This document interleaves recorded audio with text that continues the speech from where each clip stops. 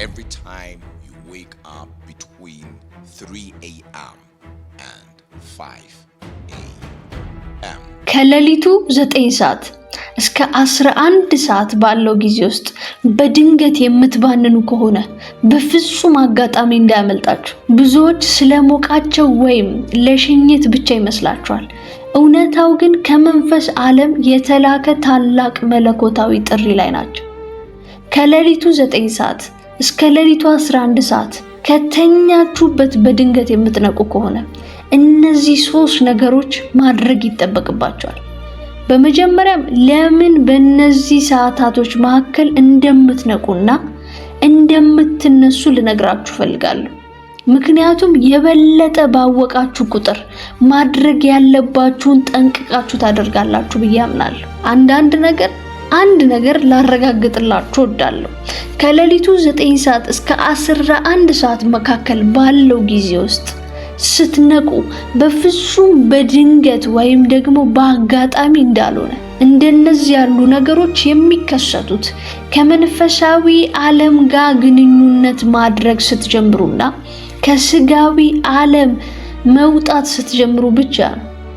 ብዙ ሰዎች ሌሊት ላይ የሚነቁት ስለሞቃቸው፣ ስለበረዳቸው ወይም ልብሱን በስርዓት ስላላደረጉት አንዳንድ ጊዜ ለሽንት ብቻ ይመስላችኋል። አንዳንድ ነገር ላሳውቃችሁ እወዳለሁ። በመንፈሳዊ ነገሮችና በመንፈሳዊ ምክንያት በሚመጡ ነገሮች ምክንያታዊ ለመሆን አትሞክሩ።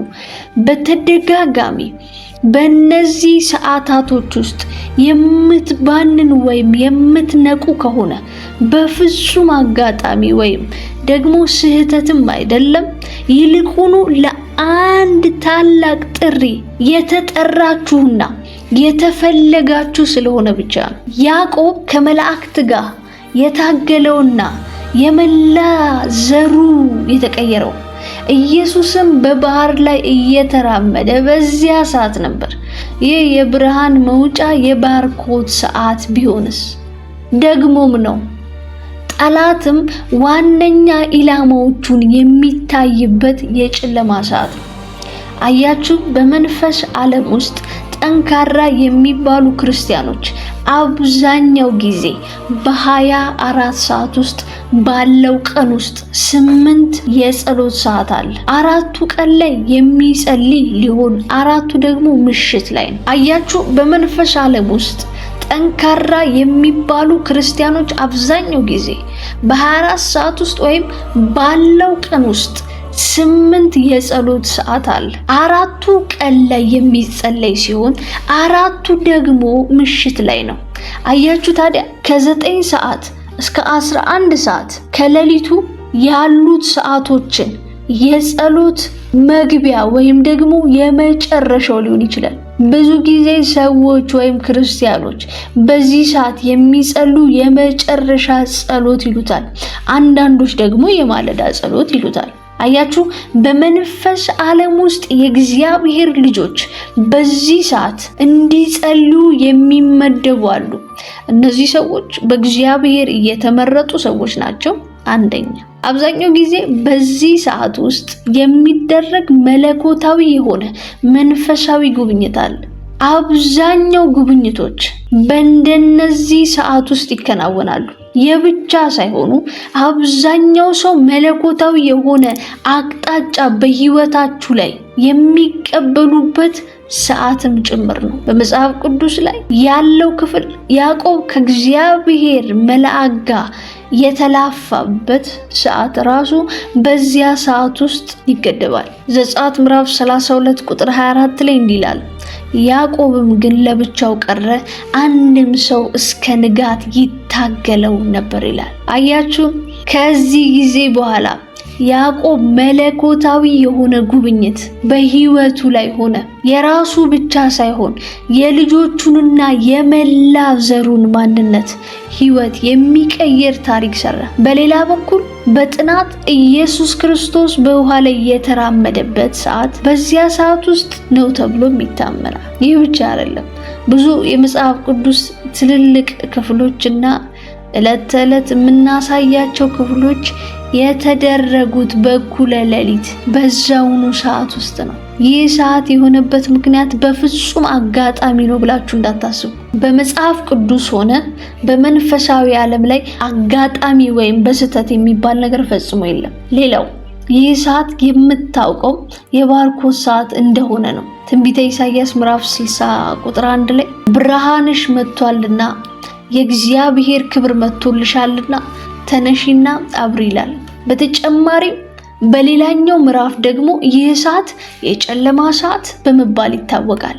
ወይም ደግሞ የጨለማ አሰራር በርትቶ የሚሰራበት ሰዓት እንደሆነ ይታወቃል። አያችሁ፣ ዲያብሎስ ዋነኛው ኢላማዎቹ ላይ የሚያነጣጥርበት ይህ ሰዓት ነው። ታዲያ እግዚአብሔር እነዚህን የዲያብሎስን ዓላማና አጀንዳ እንዲያፈርሱ በዚያ ሰዓት ላይ እንዲነሱ ይመርጥላቸዋል። እነዚህ ሰዎች ከነቁ በኋላ ለራሳቸው ብቻ ሳይሆን ለሌሎች መጋደል እንዲችሉ ያስፈልጋል። አብዛኛው ጊዜ እነዚህ የሚነሱ ሰዎች ራሳቸውን፣ ቤተሰቦቻቸውን፣ ዘመዶቻቸውን ከነሱ ጋር ማንኛውም አይነት ህብረት ያለውን ወይም ግንኙነት ያለውን ሰው መጠበቅ ስላለባቸው በዚህ ሰዓት ተነስተው በርትተው እየተቃወሙ መጸለይ መቻል አለባቸው። እግዚአብሔር ተጠያቂ የሚያደርገው ጠላት ሳይሆን የአንድ ሰው ሌሊት መነሳት ሙሉ ትውልድን ከጥፋት ሊታደግ ይችላል። የአንድ ሰው መነሳት። ከዚህ በኋላ የምናወራው ጠለቅ ብለን ስለሆነ ልብ ብላችሁ እንድታዳምጡኝ ይፈልጋሉ። አያችሁ፣ በዚህ ሰዓት ውስጥ የምትነሱ ሰዎች ከሆናችሁ እግዚአብሔር ያዘዛችሁን ነገር ልትፈጽሙ ግድ ይላችኋል። ለእናንተ ብቻ ሳይሆን ለትውልድ ስትሉ በዚህ ሰዓት መነሳት መቻል አለባችሁ። እኔ ለምን ተመረጥኩኝ? እኔ ለምን አስፈለግኩኝ ልትሉ ትችላላችሁ። አዎ፣ ትክክለኛ የሆነ ጥያቄ ነው። ይህ ጥያቄ ግን በአይምሮ መመለስ ፈጽሞ አትችሉም። ምናልባት አይምሮአችሁ እናንተ ብቁ እንዳልሆናችሁ ወይም ደግሞ በእግዚአብሔር መንግስት ላይ ይህንን ያክል አስተዋጽኦ የምታደርጉ ላይመስላችሁ ይችላል። ነገር ግን በመንፈስ ያላችሁ ማንነት ጠንካራ ነው። ይኸውላችሁ የእግዚአብሔር ቃል በትንቢተ ሕዝቅኤል ምዕራፍ 33 ቁጥር 4 ላይ ጀምሮ የሚለው በደንብ ስሙት። የመለከቱን ድምፅ የሚሰማ ሰው ባይጠነቀቅ ሰይፍንም መጥቶ ቢወስድ ደሙ በራሱ ላይ ይሆናል። የመለከትን ድምፅ ሰምቶ አልተጠነቀቀምና ደሙ በራሱ ላይ ይሆናል። ቢጠነቀቅስ ኖሮ ንፋሱ ባዳነ ነበር።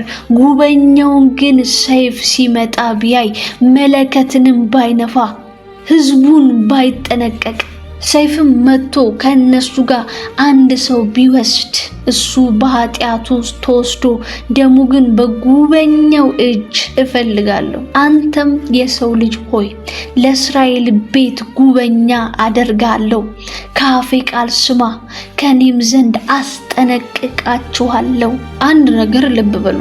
አያችሁ፣ በዚህ ክፍል ላይ እግዚአብሔር እንኳን ተጠያቂ ያደረገው ያለው ጠላትን ሳይሆን ይልቁኑ የመለኮት ድምፅን ሰምቶ ያልተጠነቀቀ ሰው ነው። መነሳትና መዋጋት ኖሮበት የተኛው ነው። አያችሁ፣ አንዳንዶቻችሁ ለራሳችሁ ህይወት ብቻ ሳይሆን ለሌሎቻችሁ ህይወት ተጠርታችሁ ለሌሎች ህይወት መታደግ የምትችሉት እናንተ ናችሁ። በተለይም ደግሞ በአቅራቢያችሁ ያለ የደከመ ሰውና ለቤተሰቦቻችሁ ህይወት ኃላፊነት አለባችሁ። ሌሎቻችሁ ደግሞ ለትውልድ ኃላፊነት አለባችሁ። አያችሁ፣ የአንድ ሰው ጸሎት ሙሉ ትውልዱን በእግዚአብሔር ብርሃን እንዲመላለስ ምክንያት ይሆናል። አስቡት፣ ትውልድ በእውነት ውስጥ መመላለስ የቻለ በእናንተ ጸሎት ምክንያት ቢሆን እባካችሁ አሁን የማወራችሁ ነገር በቁም ነገር ከልባችሁ እንድታዳምጡ ይፈልጋል። በተለያየ ጊዜ ከሌሊቱ 9 ሰዓት እስከ 11 ሰዓት ባለው ሰዓት ውስጥ በድንገት የምትነቁ ከሆነ ለምንድን ነው የምነቃው ለምትሉ በሙሉ መልሱ አጭርና ግልጽ ነው።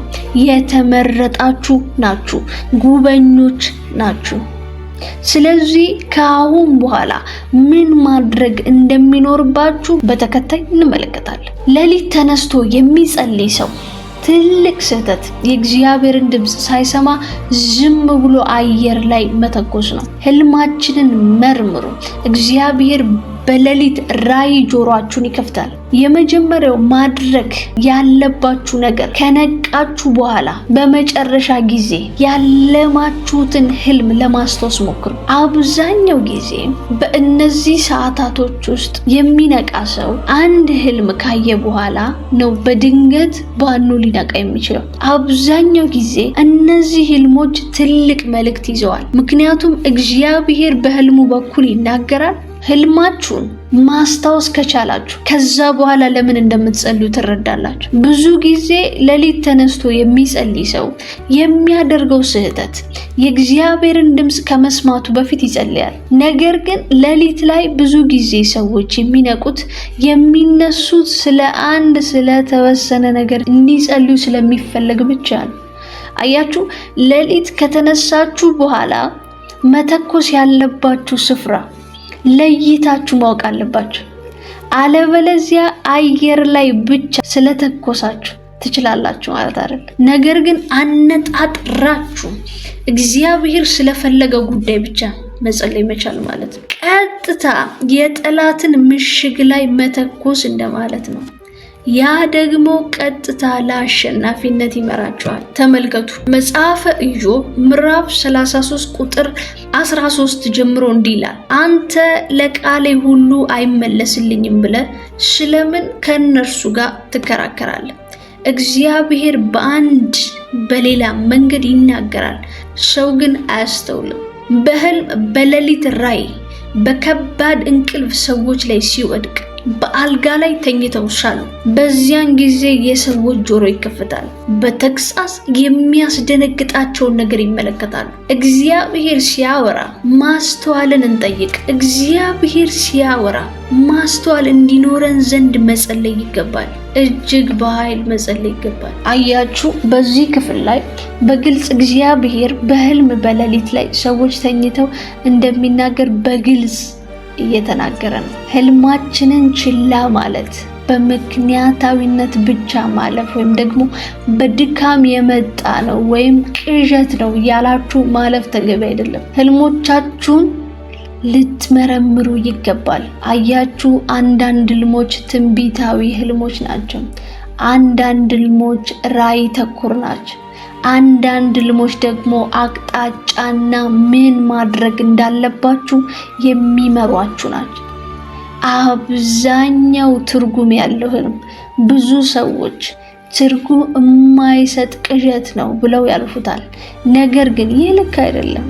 አብዛኛው ህልም ምልክት ነው። ለምሳሌ በህልማችሁ ውሻ ወይም ድመት ወይም አይጥ ካያችሁ እነዚህ እንስሳዎች ምልክት ናቸው። ስለዚህ የመጀመሪያው ነገር ያለማችሁትን ህልም አውቃችሁት ተነስታችኋል። በዛ ህልም መሰረት አቅጣጫ እየጠየቃችሁ መጸለይ አለባችሁ። አንዳንድ ጊዜ ያየነውን የምንጸልይበት አይገጣጠምም፣ አብሮ የሚሄድም ነገር አይደለም። አንዳንዴ በሌሊት ተነስተን ስለ ትዳራችን እንዳይፈርስና እንዲታደስ አጥብቀን እንጸልያለን። ነገር ግን የእግዚአብሔር ሐሳብ ያልነበረም የኛ የተያዘብን በመንፈሳዊ ዓለም እየተመታብን ያለ ፋይናንሳችን ሊሆን ይችላል፣ ወይም ደግሞ አንዳንድ ጊዜ መንፈሳዊ ጥቃት ውስጥ የገባ የትዳራችሁ ሳይሆን ይልቁኑ መንፈሳዊ ህይወታችሁ ራሱ። አንዳንድ ጊዜ ደግሞ ያ የተወለደው ጨቅላ ህፃን ልጃችሁ ነው። አንዳንድ ጊዜ የዛሬ 2 ዓመት የሚያጋጥሟችሁ የቢዝነስ ስራዎች እግዚአብሔር ዛሬ ተነስታችሁ እንድትጸልዩ ይፈልጋል። አያችሁ፣ በጸሎት ብቻ ነው ሊመጣ ያለው ነገር መታደግ የምትችሉት። ነገርን ማሳመር የምትችለው በጸሎትና በጸሎት ብቻ ነው። አያችሁ፣ እግዚአብሔር የተናገራችሁን ነገር ይዛችሁ ስትጸልዩ ፍሬያማ ትሆናላችሁ። ነገር ግን በምታዩት ነገር የተነሳ ከሁኔታዎች የተነሳ ሐሳብ ብቻ የምትጸልዩ ከሆነ ፍሬያማ ወይም ደግሞ ፍሬ አልባ ልትሆኑ ትችላላችሁ። ከራሳችሁ የመነጨ የልብ ፍላጎታችሁን ብቻ የምትጸልዩ ከሆነ ፍሬያማ ላትሆኑ ትችላላችሁ። ታስታውሱት እንኳን ተገደው ለመተኛት አትታገሉ። በዝግታ ቃሉን እያነበባችሁ ያሰላሰላችሁ አሁን የሚሰጣችሁን ያ መንፈሳዊ ጉልበት ምናልባት ለቀጣዩ ሳምንት አልፎ ተርፎ ለቀጣይ ዓመታት የምትመነዝሩትን የብርታት ስምሪት ነው። ከዚህ በኋላ ሌሊት ለምትነሱ ሰዎች ወይም ደግሞ ለምትነቁ ሰዎች ሁለተኛ ማድረግ ያለባችሁ ነገር ማሰላሰል ይገባል። አያችሁ፣ አንዳንድ ጊዜ ሌሊት ላይ ተነስታችሁ ያለማችሁትን ህልም ላታስታውሱ ትችላላችሁ። ይህ ሊያጋጥም የሚችል ነገር ነው። በቃ እግዚአብሔር ድጋሚ ያሳየኛል እያላችሁ በተደጋጋሚ ራሳችሁን የግድ እንድትተኙ አታድርጉም። እናንተ ጉብኞች እና የተመረጣችሁ ናችሁ። እናንተ በምትጸልዩበት ጸሎት አሁንም ሆነ በኋላ የሆነ የሚፈጠር ነገር ይኖራል። አንዳንድ ጊዜ እግዚአብሔር ራሱ በህይወታችሁ ላይ መቀነስ ያለባችሁ ነገር፣ መቀየር ያለባችሁ ነገር ወይም ደግሞ ማቆም ያለባችሁ ነገር ካለ በሌሊት ሊያሳስባችሁ ይችላል። ስለዚህ በዛ ሰዓት ከነቃችሁ በኋላ መልሳችሁ መተኛት ሳይሆን ይልቁኑ ወይም ማሰላሰል ወይም እየተቃወሙ መጸለይ ያለባችሁ። በዝምታ የእግዚአብሔርን ቃል እያነበባችሁ ወይም ደግሞ ተንበርክካችሁ በጸጥታ የምትጸልዩበት ደቂቃዎች ውስጥ እግዚአብሔር ራሱ በመመላለስ ኃይል ውስጥ ያለውን ኃይል ያድሰዋል። እግዚአብሔር ቀስ በቀስ ኃይልን እየሰጣችሁ አቅም እየሰጣችሁና አዲስ ጉልበት እየጨመራላችሁ ይሄዳል። አንዳንድ ጊዜ እግዚአብሔር አሁን ላይ ጠንካራ የሆነ አቅምና ብርታት ይሰጣችኋል። ምናልባት ግን አሁን ላይ የሚሰጣችሁ አቅምና ብርታት ለቀጣይ ዓመታት የምትመነዝሩት ሊሆን ይችላል። ምናልባት ደግሞ ለቀጣይ ሳምንት ሊሆን ይችላል። አታውቁም። ብቻ ግን ተግታችሁ መጸለይ ይኖርባችኋል። አያችሁ፣ በዛ ሰዓት ተነስታችሁ ስትጸልዩ ከስጋችሁ ይልቅ የበለጠ መንፈሳችሁን እያጠነከራችሁና እየመገባችሁ ትሄዳላችሁ። ሁለቱንም እኩል ማስኬድ አትችሉም። አንዱ ሌላውን ሊገዛ ይገባዋል። አንዱ የበለጠ ሊበረታ ግድ ነው። ታዲያ ከሌሊቱ 9 ሰዓት እስከ 11 ሰዓት ባለው ሰዓት ውስጥ በእነዚህ ሰዓቶቻችሁ ውስጥ መንፈሳዊ ዓለም የበለጠ የሚገልጥ ሰዓት ነው። ሁሌ ለአንድ ዓላማ ልትጸልዩ ይገባል። መንፈሳችሁን የበለጠ ንቁ እንዲሆን ልትጸልዩ ይገባል። አያችሁ፣ መንፈሳችሁ ንቁ በሆነ ጊዜ ያኔ ብዙ ነገር እየተገለባበጠ ይሄዳል። በመንፈስ መበርታት ስትጀምሩ ገና ያልሆነ ነገር ሊሆን እንደሚችል ቀድማችሁ ማወቅ ትችላላችሁ። ይህ እየገመታችሁ ሳይሆን ይልቁኑ መንፈስ እየነገራችሁ ስለሆነ ነው። በመንፈሳችሁ የበለጠ የነቃችሁ ስለሆነ ነው። አንዳንዶቻችሁ ነገሮቻችሁን ማንም ሰው ሳይነግራችሁ በፊት ቀድማችሁ ታውቁታላችሁ። ይህ ሊሆን እንደሚችል ትናገራላችሁ። ሰዎች ትንቢት ሊመስላችሁ ይችላል። ነገር ግን ይህ መንፈሳችሁ ስለመነጠቀ ቀድሞ የተነገራችሁ እያስጠነቀቃችሁ ነው ማለት ነው። ይህ ጸጋ ማግኘት የምትችሉት ግን በመንፈስ እየበረታችሁ እየነቃችሁ ስትመጡ ብቻ ነው። ሳታቋርጡ ጸልዩ ሲባል ዝም ብሎ ድግግሞሽ አይደለም። በዕብራይስጥና በግሪክ ትርጉሙ ማመስገን፣ መቃወምና ሁኔታዎችን መዋጀት ማለት ነው። ቀናችሁ ሳይጀምር በሌሊት ተነስታችሁ በትንቢታዊ አዋጅ ማለዳችሁን በቃሉ እሰሩት። ሌላው ሶስተኛውና የመጨረሻው ማድረግ ያለባችሁ በሌሊት 9 ሰዓትና 11 ሰዓት መካከል የምትነቁ ከሆነ ይህ ነው። ከተነሳችሁ በኋላ፣ ካሰላሰላችሁ በኋላ፣ ከጸለያችሁ በኋላ በህይወታችሁ ላይ የእግዚአብሔር ቃል ልታውጁ ይገባል። በአንደኛ ተሰሎንቄ ምዕራፍ 5:17 ላይ ሳታቋርጡ ጸልዩ ብሎ ይናገራል። አያችሁ፣ ጳውሎስ በዚህ ምዕራፍ ላይ እንደጻፈው ጸልዩ ብሎ የተናገረው ቃል ብዙ ሰዎች እንደሚያስቡት አይነት አይደለም። አያችሁ፣ መጽሐፍ ቅዱሳችሁ ላይ በተለይም በአዲስ ኪዳን ላይ ጸልዩ ተብሎ የተጻፈው ቦታ እያንዳንዱ የራሳቸው የሆነ የጸሎት ትርጓሜ አላቸው። ሁሉንም ስታነቡ ምናልባት ጸልዩ ብላችሁ ቀለል አድርጋችሁ ልታልፏቸው ትችላላችሁ። ነገር ግን ጥልቅ የሆነ ትርጉም ይለያያል። መጽሐፍ ቅዱስ ልክ እንደዚህ ነው። ብዙ ድግግሞሽ ያለባቸው ቃላቶች ሊኖሩ ይችላሉ። ነገር ግን አንድ አይነት ቢመስሉ በፍጹም ግን አንድ አይነት አይደሉም። በዋናኝነት ልዩነታቸው የማይከፈለጋችሁ በዕብራይስጥ ወይም በግሪክ ቋንቋ ትርጓሜ ምን ይላል የሚለው ማንበብ ግዴታ ነው። አንዳንድ ጊዜ ጸልዩ የሚለው ቃል ሲተረጎም ወይም ሲተነተን በሰዎች መካከል ሆናችሁ አጥብቃችሁ እየተቃወማችሁ ወይም በተደጋጋሚ እያመሰገናችሁ መጸለይ ሊሆን ይችላል። አንዳንዱ ጸልዩ ማመስገን ነው፣ አንዳንዱ ጸልዩ መቃወም ነው፣ አንዳንዱ ጸልዩ ደግሞ ቤተሰቦቻችሁን፣ ራሳችሁን፣ ሁኔታዎቹን መዋጀት ማለት ነው። ታዲያ ልክ እንደነዚህ ሰዓታት ውስጥ ስትነሱ እንድታደርጉ የምፈልገው ነገር ይሄ ነው። እንደተነሳችሁ ነገ ጠዋታችሁና ማለዳችሁን በእግዚአብሔር ቃል መሰረት ልታውጁ ይገባል። ቀናችሁን ገና ሳትጀምሩ በሌሊት ላይ ሆናችሁ ልታውጁ ይገባል። ይህንን ማድረግ የምትችሉት የእግዚአብሔርን ቃል እየጠቀሳችሁ ትንቢታዊ በሆነ አንደበት ጠላትን እያወጃችሁ እየተናገራችሁ በመጣል ነው። ተመልከቱ። የእግዚአብሔር ቃል በመጽሐፈ ኢዮብ ምዕራፍ 2 ቁጥር 27 ላይ ሲናገር እንዲህ ይላል፣ ወደ እርሱ ትጸልያለህ፣ እርሱም ይሰማሃል፣ ስህለትን ትሰጠዋለህ፣ ነገር ግን ትመክራለህ፣ ብርሃንም በመንገድ ላይ ይበራል። አያችሁ። ስለዚህ በዛ ሰዓት ነቅታችሁ በነገራችሁ ላይ የእግዚአብሔርን ቃል መናገር ስትጀምሩ ብዙ የማይገለበጡ የማይሆኑ የሚመስሉ ነገሮች ሲሳኩና ሲሰሩ መመልከት ትችላላችሁ። መጽሐፍ ቅዱስ ይህንን ነው የሚመክረው። በሞቱ ነገሮች ላይ አለቁ ባልናቸው ነገሮች ላይ የእግዚአብሔርን ቃል መናገር መቻል አለብን። አያችሁ፣ በእነዚህ ሰዓታቶች ውስጥ መነሳት ከቻላችሁ እናንተ እጅግ በጣም እድለኛ ሰዎች ናችሁ። ምክንያቱም እግዚአብሔር የቀሰቀሳችሁትንና የራሳችሁን ትልቅ ተጋድሎ ማድረግ ትችላላችሁ። ብዙ ነገሮች ማስፋት ትችላላችሁ። ሰማዩ ተከፍተው የእናንተን ጸሎት የንግግር አንደበት እየተጠባበቁ ነው። የሚገርመው ነገር ሰዎች በእነዚህ ሰዓት ከተነሱ በኋላ ጸሎት ከጀመሩ በኋላ ያ ጸሎት አስፈላጊ እንደነበር ውስጡ ራሱ ይናገራል። ነገሩን ያውቁታል። የተነሳችሁበትን ብቸኛ ምክንያት ትከሻችሁ ላይ የወደቀ ትልቅ የትውልድ ኃላፊነት ስላለ ብቻ ነው። ምን ያህል ደቂቃ ልጸልይ ብላችሁ አትጨነቁ።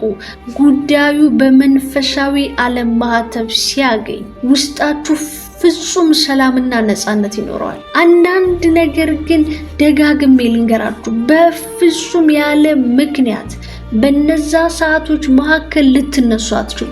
የምትነሱበት ብቸኛ ምክንያት ኃላፊነት ስላለባችሁና እግዚአብሔር አምላክ በዛ ደቂቃ ውስጥ እንድትፈጽሙለት የሚፈልገው ጉዳይ ስላለ ብቻ ነው። ይህንን ለማረጋገጥ ከፈለጋችሁ አንድ ቀን ስትነሱ በተነሳችሁበት ወቅት ያልኳችሁ 3 ነገሮች አድርጋችሁ ውስጣችሁ ጥልቅ በሆነ ሰላም ይሰማችኋል።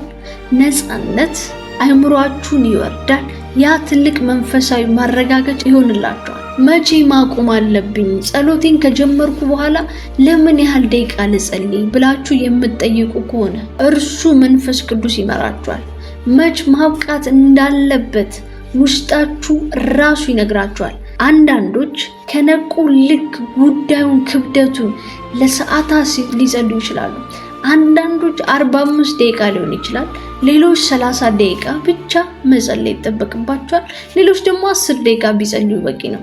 አሜን ብላችሁ ጸሎቶቻችሁን ከመዝጋታችሁ በፊት መንፈሳችሁ የመረጋጋት ስሜት ይሰማዋል ወይ? መንፈሳችሁ ጉዳዩ እንደተፈጸመ አስቀድሞ ይነግራችኋል። እመኑኝ። አብዛኞቹ ክርስቲያኖች በተለይም ደግሞ በቤተ ክርስቲያን አገልጋዮች ከሆኑ ወይም ደግሞ አንዳንድ ቢዝነሶች ያላቸው ሰዎች አብዛኛው ጊዜ ይህንን ተጋድለው አልፈዋል። አብዛኞቹ የሰው ልጆች መልሶች የተመለሱበት ይህ መንፈሳዊ ዓለም የሚከፈትበት ሰዓት ውስጥ ነው። ከነዚህ ቀጣይ ጊዜ ምናልባት ዛሬ ሌሊት ሊሆን ይችላል፣ ምናልባት ነገ ሊሆን ይችላል፣ አላቅም፣ ቀጣይ ወር ሊሆን ይችላል። ብቻ በዚህ ሰዓት ውስጥ የምትነሱ ከሆነ ያልኳችሁ 3 ነገሮችን ማስታወስ እንዳትረሱ። ከዚህ በመቀጠል ፕሮግራማችንን ከመዝጋታችን በፊት አንድ ጥያቄ ልጠይቃችሁ እወዳለሁ። እስከዛሬ ድረስ በህይወት ዘመናችሁ የማትረሱትና ይህማ ልዩ መልእክት አለው ብላችሁ የምታስቡት ህልም ነበር? ህልማችሁን በኮሜንት ሴክሽን ላይ ጻፉልን። የእያንዳንዳችሁን ኮሜንት በጥንቃቄ ለመረዳት እንመክራለን። ስላዳመጣችሁን እናመሰግናለን። ተባረኩ። ውድ የቻናላችን ተከታታዮች ሰብስክራይብ፣ ላይክ፣ ሼር ማድረግ እንዳይረሳ። እንደዚህ አይነት የትርጉም ቪዲዮዎች ይዘን እንድንቀርብ አበረታቱን። ስለተከታተላችሁ እናመሰግናለን። መልካም ጊዜ